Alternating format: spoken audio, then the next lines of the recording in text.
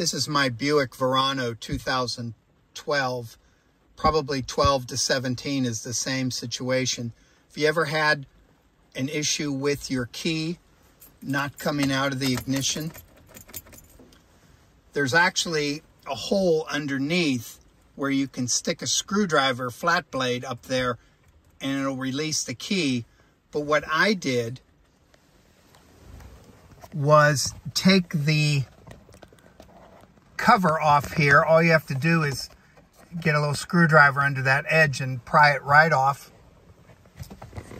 And then you take the piece off under here.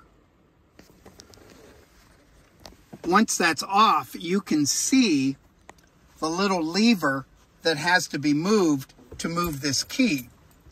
What's cool is that there is a hole in it. So what I did was took a wire, very stiff wire, threaded it through it, and then pulled it back through. So like cars of the 70s that had a lever to pull it out, all you have to do is now pull on that and it releases the key. It's a quick little hack that'll save you a lot of money going to the dealership.